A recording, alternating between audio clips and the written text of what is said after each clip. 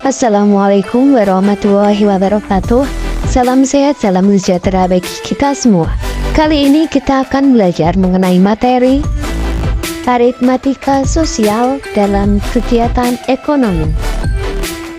Dalam kehidupan sehari-hari, sering kita menjumpai atau melakukan kegiatan jual beli. Kegiatan jual beli merupakan salah satu contoh aritmatika sosial dalam kegiatan ekonomi.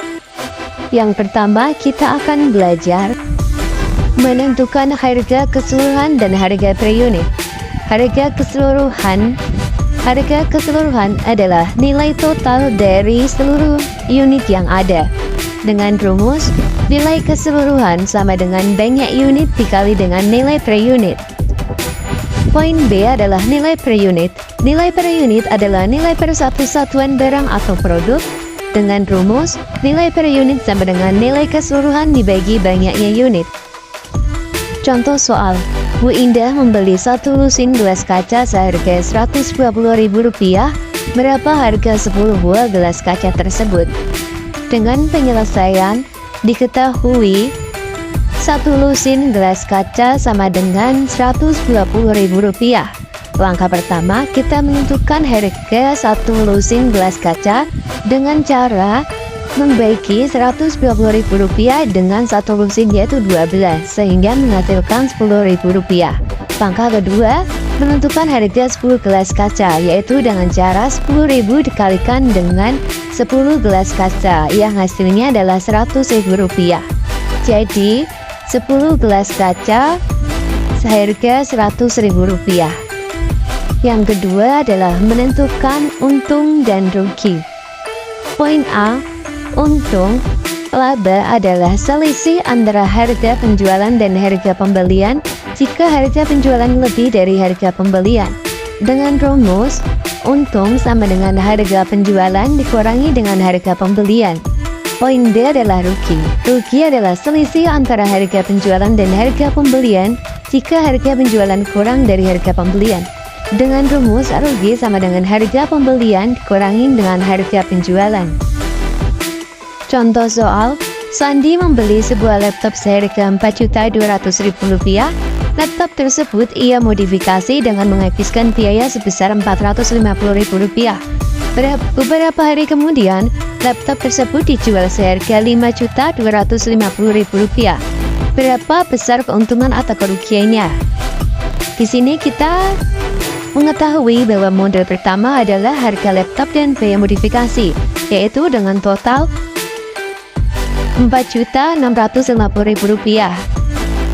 Kemudian diketahui Sandi menjual harga laptopnya sebesar Rp5.250.000. Karena harga jual lebih tinggi dari harga beli, maka Sandi mendapatkan untung. Bisa kita gunakan rumus besar keuntungan sama dengan HJ dikurangi dengan HB, sehingga Rp5.250.000 dikurangi dengan Rp4.650.000, sehingga menghasilkan Rp600.000. Jadi Sandi untung sebesar Rp600.000. Yang ketiga adalah persentase laba dan rugi. Persentase laba dan rugi juga dapat dinyatakan dalam bentuk persen. Dengan rumus persentase laba sama dengan laba dibagi harga beli dikalikan dengan 100%. Sedangkan persentase rugi bisa dicari dengan rumus rugi dibagi dengan harga beli dikalikan dengan 100%.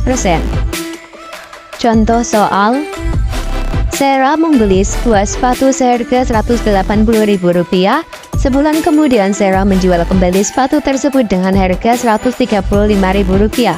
Tentukan persentase kerugian yang dialami Sarah. Di sini diketahui bahwa harga pembelian sama dengan Rp180.000. Harga penjualan sama dengan Rp135.000.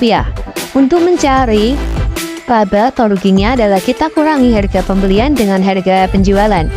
Sehingga Rp180.000 dikurangi dengan Rp135.000 dengan hasil Rp45.000.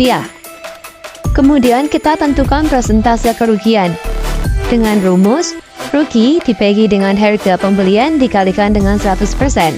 Kita masukkan Rp45.000 dibagi dengan Rp180.000 dikalikan dengan 100%, sehingga hasilnya adalah 25%. Jadi, persentase kerugian yang dialami Sarah sebesar 25%. Poin B adalah menghitung harga jual jika diketahui persentase laba atau ruginya. Jika diketahui persentase labanya, maka rumusnya adalah 100 ditambah P dibagi dengan 100 dikalikan harga beli. Sedangkan jika diketahui persentase ruginya, rumusnya adalah 100 dikurangi dengan P dibagi dengan 100 dikalikan dengan harga beli. Poin C adalah menghitung harga beli jika persentase laba atau ruginya diketahui. Apabila yang diketahui adalah persentase laba, maka rumusnya adalah 100 dibagi dengan 100 ditambah dengan P dikalikan harga beli. Apabila persentase ruginya yang diketahui, maka rumusnya adalah 100 dibagi dengan 100 dikurangi dengan P dan dikalikan dengan harga beli. Dengan keterangan P adalah persentase laba atau rugi. Contoh soal menghitung harga jual. Ibu membeli 1 unit lemari dengan harga 2 juta. 5 bulan kemudian lemari tersebut dijual, ternyata ibu mengalami kerugian sebesar 10%. Hitunglah harga jual lemari tersebut. Di sini diketahui bahwa harga beli adalah 2 juta dan persentase rugi atau P-nya adalah 10%. Karena di sini diketahui persentase rugi, maka kita menggunakan rumus 100 dikurangi P dibagi dengan 100 dikalikan dengan harga beli. Kita masukkan 100 dikurangi dengan 10 dibagi dengan 100 dikalikan dengan 2 juta. Hasilnya adalah 90 dibagi dengan 100 dikalikan dengan 2 juta. Hasil akhirnya adalah 1.800.000. Jadi harga jual lemari tersebut adalah 1.800.000. Yang kedua adalah contoh soal menghitung harga beli. Seorang pedagang menjual barang seharga 84.000. Pedagang tersebut untung 5%. Tentukan harga pembelian barang tersebut.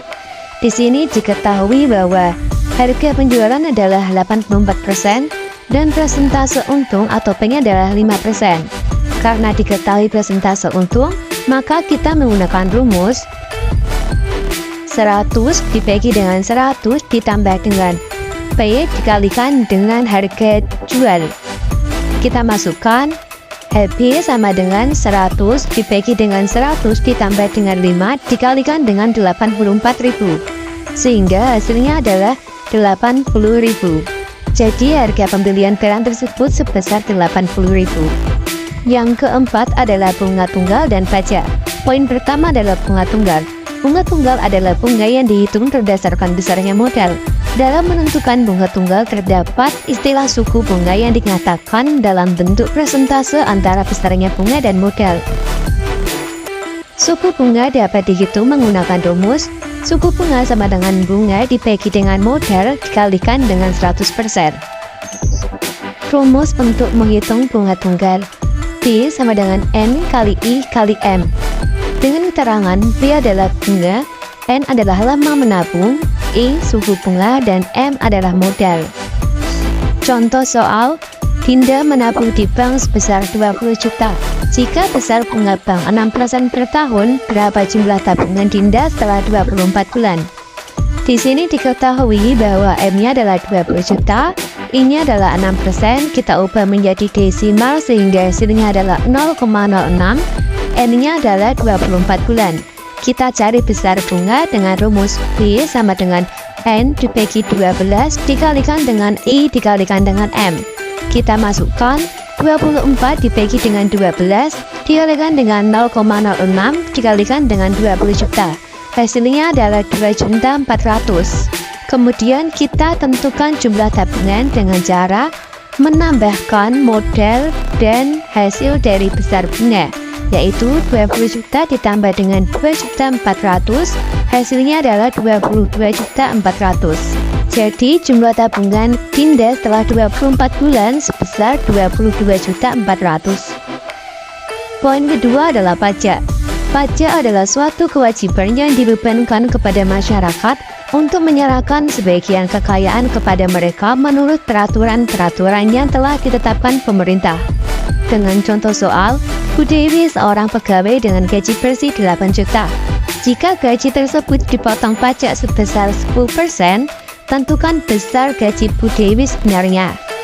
Yang pertama, kita cari besar pajak dengan cara 10% dikalikan dengan 8 juta. Di sini kita buat pecahan sehingga 10/100 dikalikan 8 juta. Hasilnya adalah 800.000. Gaji berarti sebenarnya kita cari dengan cara mengurangi 8 juta dengan 800.000. Hasilnya adalah 7.200.000. Jadi gaji berarti sebenarnya adalah 7.200.000. Yang kelima adalah bruto, neto, dan tara. Bruto atau berat kotor adalah berat dari suatu benda yang dihitung bersama dengan pembungkusnya. Sedangkan neto atau berat bersih adalah berat dari suatu benda yang dihitung tanpa pembungkusnya. Tara adalah selisih antara bruto dan neto. Untuk mencari bruto, kita bisa menggunakan rumus dengan cara neto ditambah dengan tara. Sedangkan untuk mencari neto, kita bisa menggunakan rumus bruto dikurangi dengan tara. Untuk mencari tara, kita bisa menggunakan rumus bruto dikurangi dengan neto. Jika persentase tara dan bruto diketahui, tara dapat dicari dengan rumus tara sama dengan persentase tara dikali dengan bruto. Contoh soal, seorang pedagang membeli sekarung tepung terigu dengan berat seluruhnya 50 kg dan tara 2%. Jika harga sekarung tepung terigu 10% per kilogram, berapakah uang yang dibayarkan pedagang tersebut? Di sini diketahui bahwa brutonya adalah 50 kg, persentase tara 2%. Sehingga kita bisa cari tara dengan cara 2% dikalikan dengan 50 kg, hasilnya adalah 1 kg. Kemudian kita cari neto dengan cara bruto dikurangi dengan tara, yaitu 50 kg dikurangi 1 kg, hasilnya adalah 49 kg. Selanjutnya kita cari harga tepung terigu, yaitu dengan cara 49 dikalikan dengan harga tepung 1 kg, yaitu 49 dikalikan 10.000, sehingga hasilnya adalah 490.000. Jadi uang yang harus dibayarkan pedagang tersebut sebesar 490.000 rupiah. Sekian materi yang dapat saya sampaikan, semoga bermanfaat dan dapat membantu untuk memperlancar pembelajaran. Jangan lupa like, comment, and subscribe, dan see you next time di video berikutnya.